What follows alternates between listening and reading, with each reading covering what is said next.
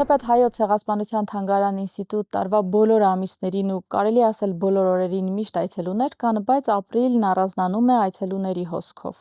Այցելություններից մինչև շինարարություն եւ դե իհարկե թանգարան ինստիտուտի գիտական գործունեություն։ Այս բոլոր հարցերի մասին զրուցելու եմ թանգարան ինստիտուտի տնօրենի ժամանակավոր պաշտոնակատար Հրաչյա Թաշչյանի հետ։ Շնորհակալ եմ հյուրընկալվելու համար։ Սա այս տարվա ընթացքում մեր առաջին զրույցը չէ, սակայն առաջինն է ձեր այս պաշտոնում ու թերևս սկսենք այն աղմուկից, որ ուղեկցում էր ձեր պաշտոնավարման մեկնարկի օրերին եւ շատ հարցեր այնուամենայնիվ մնացին բաց, արդյոք այդ օրերին ու հիմա կա գիտական գործունեության խաթարում, արգելանքներ, սահմանափակումներ, ներքին լարվածություն թանգարանի ներսում։ Շնորհակալություն հարցի համար։ Աշխատանքները բնականon հունով շարունակվում են եւ հատկապես գիտական ոլորտում եւ ինչ վերաբերում է եւ գիտական ոլորտին եւ թանգարանային ոլորտին բոլոր աշխատանքները ընթանում են իրենց հունով։ Ես այստեղ կուզենամ մի փոքրիկ բարձաբանում մտցնել մեր հանդիսատեսների համար, որպեսզի հասկանալի լինի, թե ինչ են ինձ ներկայացնում այդ հաստատությունը։ Ունենք անվանումը ամբողջ անվանում Հայոց ցեղասպանության թանգարան ինստիտուտ հիմնադրամ։ Ուրեմն եւ նայեք այդ հիմնադրամ ասացի մեջ մտնում է մի քանի կոմպոնենտներ կան, բաղադրիչներ կան, դա թանգարանը հենց ինքնին, գիտահետազոտական հաստատություն ինստիտուտը, որը որ գիտական հաստատություն է, այնտեղ նաեւ կան ֆոնդեր, որոնք որ սպասարկում են թանգարանին։ Երրորդ դա ամբողջ տնտեսությունն է, նայեք հսկայական տնտեսություն է, այդ ամբողջ բլրի վրա, Ծիծեռնակաբերդի բլրի վրա, ողջ այդ կանաչ տարածքը ոնց որ եթե կարելի ասել մեր խնամքի տակ է գտնվում, այդպես էլ կա։ Եվ չորրորդը նայեք այս հաստատությունը նաև արողակարգային հաստատություն է, կարևորագույն արողակարգային վայրն է, որտեղ մենք ընդունում ենք արտասահմանյան հյուրերի։ Եվ կարելի ասել, որ մի քանի այսպես փոխկապակցված իհարկե, անշուշտ փոխկապակցված են թանգարանը եւ գիտահետազոտական ինստիտուտը, բայց ամեն դեպքում դրանք կարելի ասել իրենց ավտոնոմ կյանքով ապրող երևույթներ են եւ այստեղ տարբեր գործառույթներ են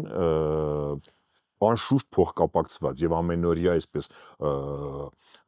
միահյուսված ուրեմն ռեժիմի մեջ են աշխատում իհարկե, բայց սրանք տարբեր ուղղություններ են եւ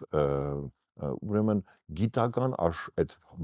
բլոկը, գիտական հատվածը որևէ կերպ ուրեմն չի ենթարկվել խաթարման նրա աշխատանքները, նա որևէ ինչ-որ, չգիտեմ, դադարի չի ենթարկվել այս ընթացքում։ Իսկ սահմանափակումներ, բաժինների փակվել։ Չէ, իհարկե նման բաներ չկան, նայեք, Հայաստանի Հանրապետության օրենսդրությամբ ակադեմիական կյանքը անկախ է եւ որևէ ուրեմն միջամտություն չկա այս ոլորտում, գիտականները ազատ են իրենց գործունեության մեջ եւ իրենց ակադեմիական կյանքը իրենք վարում են, իրականացնում են անկախ կերպով։ Եվ այստեղ էլ ուզում եմ մի փոքրիկ բարձաբանում մտցնել։ Նայեք, քիչ առաջ նկարագրեցի կառուցվածքը հիմնադրամի, հիմա այստեղ նայեք, ինչ նոր մոտեցում, եթե կարելի ասել հիմա ցուցաբերվում է դրան, նայեք, ուրեմն այս տեսակի հաստատությունները, որոնք որ շատ չեն Հայաստանի Հանրապետությունում, 1-2, համաձայն նոր օրենսդրության, կրթության եւ գիտության մասին օրենսդրության, նրանք կարող են ունենալ ուրեմն տնօրեն առանձին եւ գիտական մասը տնօրինող փոխտնօրեն, գիտական մասը վարող, գիտական գործունեություն իրականացնող կամ կառավարող փոխտնօրեն։ Սա ի դեպ նաև մեր այս հիմնադրամի կանոնադրության կետերից մեկն է, որ մենք պետք է անպատճառ ունենանք գիտական գծով փոխտնօրեն։ Եվ ես գտնում եմ, որ եւ այդպես էլ մեր լիազոր մարմինն է, որը որ հանդիսանում է ԿԳՄՍ նախարարությունը եւ մեր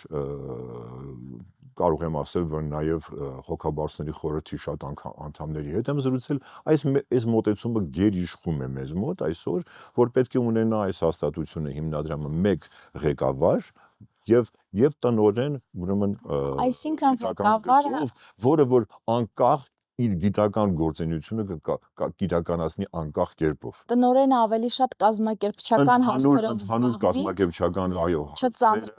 այո, գիտնականը չծանրաբեռնվի, մասին կասեմ, հա, գիտնականը որպեսզի չծանրաբեռնվի այդ կազմակերպչական աշխատանքներով, այսպես ասենք։ Պարոն Թաշյան, ամեն դեպքում որը որ դժվար է, ի դեպ, Կարծում եմ։ Այդ աղմուկի ընթացքում շատ է շրջանառվում նախկին այս պահին նախկին տնօրեն, բայց թանգարանի աշխատակից հա։ Էդիտա Գզոյանի անը դուք հանդիպումներ ունեցել եք, միջանձնային լարվածություն կա թե չկա։ Բացարձակապես որևէ լարվածություն չկա եւ չգիտեմ ես Շարունակում է աշխատել իր գիտական հա, գործունեությունը։ որ անգամ շատ լավ ընկերներ ենք դարձել, բարեկամներ ենք դարձել շատ եւ շատ հարցերում համախոհ ենք։ Նա շարունակում է իր աշխատանքը, այս բանը գտնվում է արձակուրդում եւ մենք հուսով ենք, որ ինքը հենց կստանձնի այդ պաշտոնը, որի մասին որ քիչ առաջ խոսում էի։ Բայց սա այսպես դեռևս իհարկե բանի մեջ է։ Նախագծային իհարկե փուլում է։ Վերադառնանք Թանգարան ինստիտուտի այցելություններին։ Ըստ վիճակագրության անցյալ տարվա ընթացքում շուրջ 90,000 մարդ է այցելել։ 75,000-ը օտարերկրացի զբոսաշրջիկներ։ Աշխարհագրությունը փոխվել է, թե չի, այսինքն նոր տեղերից գալիս են բացահայտեն նաև այն, ինչ մեզ հետ տեղի է ունեցել։ Շատ լավ թվեր բերեցիք, ես էլ շատ հետաքրքրել էին այդ թվերը, 90,000 այցելու, 75,000 զբոսաշրջիկ, իդեպ ասեմ ձեզ վերջին, ուրեմն 3-4 տարիների ես վիճակագրությունը նայեցի, եռապատկվել էր ուրեմն օտար երկրացի այցելուների թիվը, եռապատկվել է եւ ես ենթադրում եմ, որ սա բամորված է Հայաստանում զբոսաշրջության այդ ոլորտի զարգացման հետ, զուգահեռ զբոսաշրջության աճին աճում է բնականաբար եւ թանգարանի այցելուների թիվը։ Կներեք, այսինքն հիմա գալիս են ոչ միայն նրանք, ովքեր արմատներ ունեն կամ վերապրածների սերունդ են, այլև մարդիկ, որոնք որևէ կապ չունեն, բայց հետաքրքիր է գալիս են բացահայտեն։ Նախ պետություններն ասեմ, աշխարհագրությունը Ռուսաստանն էր առաջինը, եւ բնականաբար մենք անհագ շատ զբոսաշրջիկներն ունենք իհարկե Ռուսաստանից, երկրորդը Ֆրանսիան եւ այսպես եվրոպական երկրներն են իհարկե Դերիշխում եւ Միացյալ Նահանգներ, Հյուսիսային Ամերիկա եւ ճիշտ եք, նայեք, ես իմ մի ամիսը, որ աշխատում եմ այնտեղ, ես իմ մի ամսվա փորձը ես շատ հաճախ պարզապես զբոսնում եմ թանգարանում, ինձ հետաքրքիր է թե ովքեր են գալիս, ինչ է իրենց հետաքրքրում, նկատում եմ, որ ճիշտ եք դուք, ոչ անպայման ազգությամբ հայեր, կան իհարկե շատ կան սփյուռքահայեր, բայց ոչ անպայման այդպես, ուրեմն գալիս են մարդիկ, որոնք որ բնավ կապ չունեն, բնավ որևէ հայկական արմատներ չունեն, պարզապես զբոսաշրջիկներ են, որոնց հետաքրքիր է այցելել թանգարանը տեսնել եւ շատ լավ մենք զբոսավարներ ունենք, որոնք որ լավ շրջայց է իրականացնում են, կազմակերպում են։ Նաև աուդիո գիդեր կան, տարբեր լեզուներով։ Այդ համակարգն էլ գործում է եւ մարդիկ կարող են վերցնել, փոքր շատ մեծ վճար չէ կարծեմ եւ այդպես։ Բայց լեզուների աշխարհագրությունն էլ լեզուների վրա մենք հիմա աշխատում ենք այս պահի դրությամբ անգլերեն, ֆրանսերեն, ռուսերեն բնականաբար եւ հայերեն կա, բայց չինարեն եւ այլն մենք այդ աշխարհագրությունը պետք է ընդլայնվի։ Թուրքեր գալիս են։ Գալիս են, ես եթե չեմ սխալվում, անցած տարի կարծեմ 60 թե 70 եղել էր Թուրքիայի քաղաքացի։ Եթե դրան գումանենք նաև Ստամբուլում բնակվող, այսինքն պոլսահայ զանգվածը, ապա դա շատ ավելի մեծ կլինի։ Ավելի շատ գործնեության շրջանակում են գալիս իրենց հետաքրքիր է թեմաները, թե նաև ես ինքս նկատել եմ, տեսել եմ, որոնք թուրքեր, որոնք որ զբոսաշրջիկներ են, այսինքն Հայաստանում գտնվող, որոնք որ այցելել են։ Եվ նույնը վերաբերում է Թուրքիայի, այսինքն այդ պոլսահայ համայնքի ներկայացուցիչներին, մեծ խմբերով բերում է մեր սփյուռքահայության հետ կապերի այդ հանձնակատարի գրասենյակն է բերում այդ մարդկանց, մեծ խմբերով այցելություններ են կազմակերպում։ Պարոն Թաշյան, նաև ես փորձեցի համեմատականներ տանել այլ թանգարանների հետ ու Ցեղասպանության թանգարան ինստիտուտը համարվում է ամենաշատ այցելվող 3 թանգարաններից մեկը Հայաստանում այս պահին։ Դրան նաև նպաստում է արդյոք պատվիրակությունների այցը, հաշվի առնելով, որ նաև պետական արարողակարգի մի մաս է ու այդ առումով եւս արդյոք կա նվազում կամ աշխարհագրության փոփոխություն։ Ես չեմ կարծում, թե կա նվազում, նա հակառակը կա, այսպես մշտական աճ կա բոլոր թվերում, ես դրեցի համեմատականներ անցկացրեցի եւ պաշտոնական պատվիրակությունները եւս։ Դե պաշտոնական պատվիրակությունները գիտեք մի երևույթը մի հանգամանք է, որ մեր հաստատության կամքից անկախ է ապրում, այսպես ասեմ, թե նա կախված է, պայմանավորված է, թե որքան պաշտոնական պատվիրակություն կլինի Հայաստան, բայց ես նկատել եմ նաև շատ են հասարակական կազմակերպություններ ներկայացնող պատվիրակությունները, որոնք որ հետաքրքրություն ունեն հատկապես եվրոպական երկրներից բնականաբար։ Խմբեր են գալիս, որոնք որ տարբեր հասարակական կառույցներ են, քաղաքացիական հասարակության կառույցներն են ներկայացնում։ Այս այցելություններից խոսելիս չշրջանցենք շինարարությունը, որովհետև կրկին մեծ աղմուկ էր, որ շինարարությունը կարող է խոչընդոտել այցելությունների թվին, հատկապես ապրիլի 24-ին ընթառաջ ու առհասարակ ամբողջ տարվա ընթացքում։ Եղել են արդյոք նման դեպքեր, որ շինարարության պատճառով այցելությունները խոչընդոտվեն, չեղարկվեն, անհարմարություններ լինեն։ Որևէ այդպիսի բան տեղի չի ունեցել։ Ես արդեն երևի 40 օր է, հա, այդտեղ աշխատում եմ, որևէ այդպիսի բան ես չեմ տեսել, այս վերջի 40 օրը իհարկե ինտենսիվ շինարարական գործունեություններ այնտեղ իրականացվում, ես այդպիսի բան չեմ նկատել, եւ որևէ կերպ ընդհանրապես շինարարությունը չէր խանգարում այդ մարդկանց հոսքին։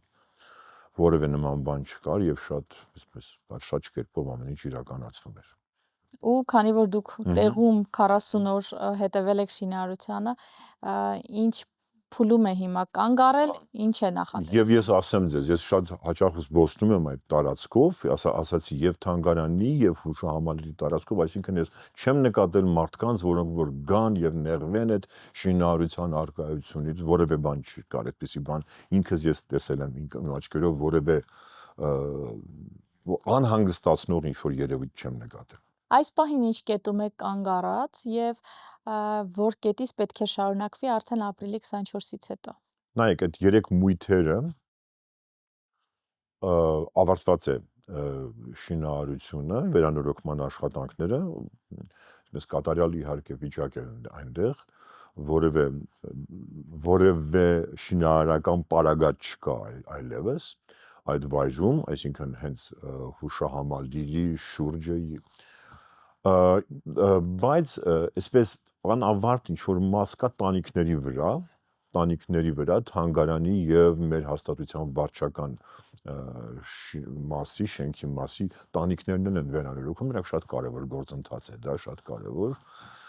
քանի որ նախկինում, գիտեք, բաներ են եղել, խնդիրներ են եղել, ուրեմն ջրամեկուսացման հետ կապված, ինչ Այո, մենք նկարահանումներ ենք արել, որ ամբողջ արխիվային նյութերը կարող էին վտանգվել, ես չեմ կարծում, հիմա որևէ վտանգ այդպիսի ես այնտեղ չեմ տեսել։ Իհարկե, այն սենյակները, որոնք որ գիտեք, հենց վարչական մասում էին, այնտեղից մենք հնարավորինս իհարկե ամեն բան մեկուսացված է։ Կարող եմ օրինակ բերել, կա մի սենյակ, որը որ ուրեմն Ռանսեմի հանրահայտ ֆրանսահայ նկարչի գործերն են այնտեղ կախված, բոլորը էվակուացվել են եւ ուրեմն պահվում են ֆոնդային մասում այնտեղ, բայց այնտեղ կային փոքրիկ ուրեմն նշաններ բանի խոնավության։ Սա հիմա այս ուղղությամբ շատ մեծ աշխատանք է կատարվել ԳԳՄՍ նախարարության կողմից եւ շատ մոտ են էլի ավարտին, որը որ մի քանի օր հետո հավանաբար ապրիլ 24-ից հետո կվերսկսեն եւ ուրեմն այդ ուղղությամբ կշարժվեն կավարտեն։ Եւ ինչպես տեսել են երևի մեր հանդիսատեսները վարչապետի այցի ժամանակ այդ մասին շատ լավ բարձրաբանումներ տրվեց, որ բոլոր մույթերը 12 մույթերը հենց բուն հուշահամալիրի ենթարկվելու են այդ վերանորոգման, երևի արդից օգտվեմ մեկ անգամ եւս շեշտեմ, որ ամեն բան կատարվել է, այսինքն ես այդտեղ կենթանի վկան եմ, հա, եղել, տեսել եմ այդ ամեն ողջ գործընթացը, իրականացվել է գոյությունի գիտամեթոդական հանձնաժողով դրա խստագույն վերահսկողության ներքո է իրականացվել, այսինքն ճարտարապետների, մասնագետների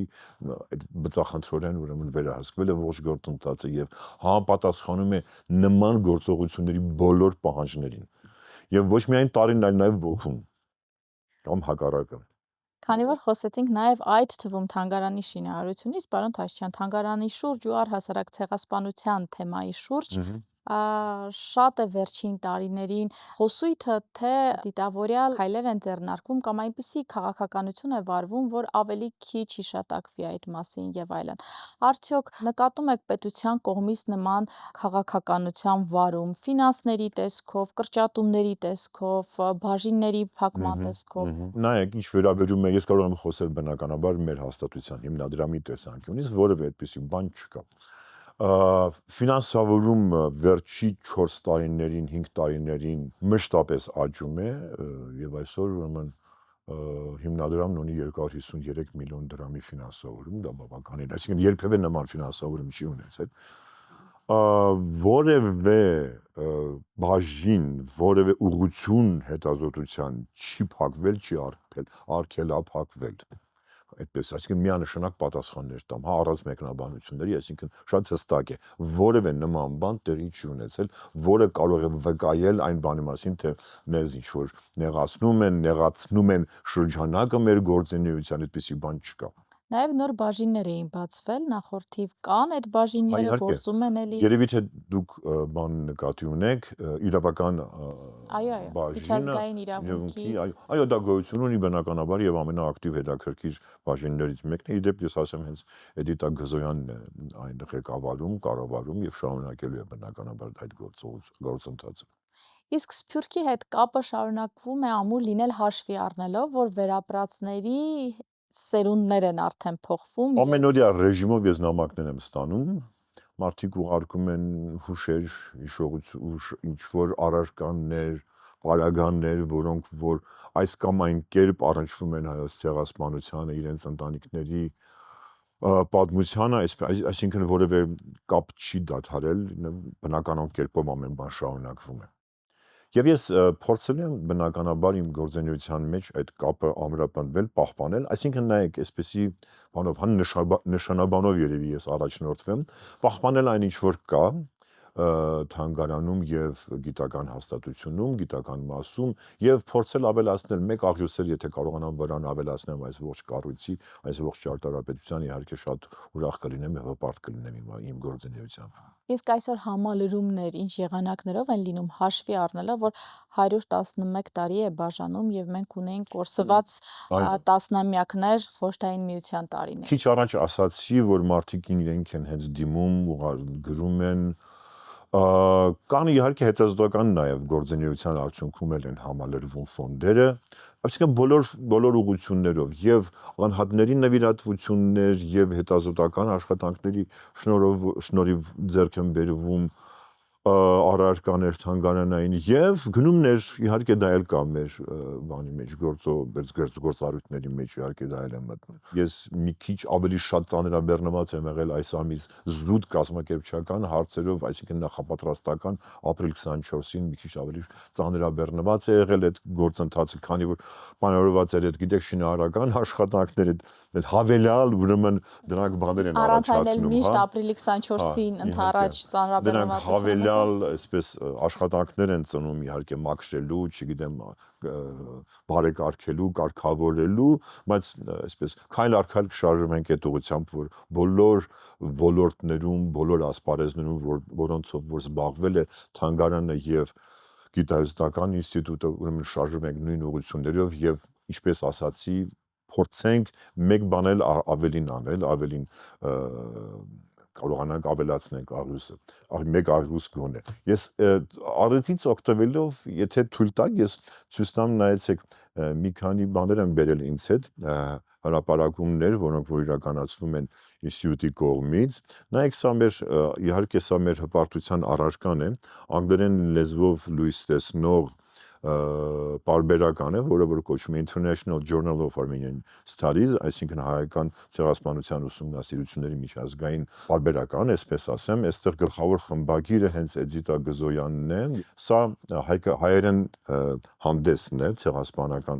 ցեղասպանագիտական հանդեսն է, որը որ ուրեմն այս երկուսից տարեկան երկու համար է լույս տեսնում եւ գործընթացները շարունակվում են եւ այստեղ կուզենայի ես հիշատակել մի շատ հետաքրքիր աշխատություն, որը որ նախորդ տնօրենի հեղինակած աշխատությունն է, ոգեկոչելով հայոց ցեղասպանությունը Հարություն Մարությանի անցյալ տարի է լույս տեսել, այս տարի փաստորեն տպագրված արդեն բերեցին մի քանի օր առաջ էր եւ մենք շատ ուրախ եմ այս մենագրության համար եւ գրախանութում բնականաբար վաճառվում են անգլերեն տարբերակը եւ հայերեն տարբերակը։ Այ դա է ուզում նշել, շատ կարեւոր է նաեւ այլ լեզվով, որտեղ մենք հայերից հայերեն անընդհատ չպատմենք ինչ է տեղի ունեցել։ Այս սա ինչն է շատ կարեւոր, այս ամսա բարբերականը որ կա, սա անգլերենով է լույս տեսնում եւ ինքը արժանացել է միջազգային այսպեսի վարկանիշ կա Scopus անվանումով, այդ բարձրագույն վարկանիշին է արժանացել եւ սա շատ լավ աղբյուր է, որի միջոցով կարող են օտարները ծանոթանալ մեր այդ պատմությանը։ Պարոն Թաշյան, նաեւ ապրիլի 24-ին ընդառաջ էլ ինչ միջոցառումներ է նախատեսվում, Այսպես պատվիրակությունների այցեր։ իհարկե մշտական պատվիրակություններ կան, ինձ մոտ միշտ ցուցակ կա, որ թե բոլորը որ պատվիրակությունն է գալի, գրեթե ամենօրյա ռեժիմով մենք ինչ որ մի պատվիրակություն ենք դիմավորում։ Մի քանի օր առաջ բացվեց ապրիլ 24-ից երեխաների վերաբերյալ մի ցուցահանդես էր, այսինքն երեխաները հայոց ցեղասպանության ժամանակ, այսպես մոտարապես խորագրով, եւ ավանդույթ կա, որ նախորդին ապրիլ 24-ի, այսինքն ապրիլի 23-ին մենք անցկացնում ենք ժամանակավոր ցուցադրություն, որը որ շատ հետաքրքիր մի թեմայի է վերաբերում այս տարի, վերաբերում է ուրեմն վաղ հուշագրերին կամ փաստագրմանը հայոց ցեղասպանության վերաբերյալ, այն փաստագրմանը, որը իրականացվել է հայ մտավորականների, գեղերականների, հոգևորականների, ռազմական գործիչների կողմից, դա շատ հետաքրքիր թեմա է եւ ես օգտվելով առիթից ընդհանրապես դիմում եմ մեր հայրենակիցներին, որ այցելեն թանգարան, գան, շատ հետաքրքիր իրենց համար շատ հետաքրքիր բաներ այնտեղ կհայտնաբերեն, կտեսնեն, Ավելի խորքային կճանաչեն։ Իհարկե շատ հետաքրքիր մանրամասների այնտեղ կարող են ծանոթանալ, եթե ժամանակ ունենք, եթե եթերը հնարավորություն տալիս է, օրինակ այդ նույն վաղ այդ հուշագրերը, այսինքն վավերագրումը, փաստագրումը, նայեք ինչ հետաքրքիր ուղղությունների է վերաբերում, մեկը ուրեմն երևի խոշորագույն դեմք է այդ առումով Արամ Անտոնյան անունով պոլսահայ մտավորական է եղել, որը որ հենց ինքը այդ աքսորի ճանապարհը ամբողջությամբ անցել է եւ Հալեբում կարողացել է կես գաղտնի, կես ուրեմն բացահայտ կերպով հավաքել հայերի, կոչ անելով հայերի տարբեր, այսինքն արտագաղթի ենթարկված այդ ճանապարհն անցած վերապրած հայերի, որոնք որ իրենց հուշերն են, իրենց ուրեմն այդ ճանապարհին տեսածն են փաստորեն այդ մարդուն տվել եւ նա հետագայում դա այդ հուշերը, այդ վավերագրերը հրապարակել է Փարիզում։ Երկրորդը Պոլսի հայոց պատրիարքարանի գործունեությունն է այդ առումով շատ կարևոր եղել։ Եվ երրորդը շատ հետաքրքիր մի բան 16-ից 20 թվականներին Բաքվում շատ լայն գործունեություն են ծավալել հայ մտավորականներ Հովհաննես Թումանյանը, Զաբել Եսայան, Վահան Թոթովենցը, մեր ռազմական գործիչներ, Անդրանիկը, Ռոստոմը, որոնք էլի կրկին ուրեմն այդ գաղթական հայերի հետ զրույցներ, բոլոր այդ իրանց վերապրած այդ ճանապարհի տեսածը, այն ինչ որ իրենց հուշերը ամբողջը գրի է առնվել վիճակագրական տվյալներով, աշխարհագրական անվանումներով, հնարավորինս բոլոր մանրամասներով։ Ապրիլի 23-ին այնտեղ դա երկար ժամանակ է բաց լինելու։ Շատ լավ, եւ վերջում որպես ամփոփիչ 111 տարի անց այսօր Թանգարան ինստիտուտի գործունեության առաջնահերթությունը ձեր դիտարկմամբ որը պետք է լինի, որ չմոռացվի, բայց նաեւ քայլենք առաջ։ Քայլենք առաջ իհարկե։ Նայեք ինձ համար այդ վայրը,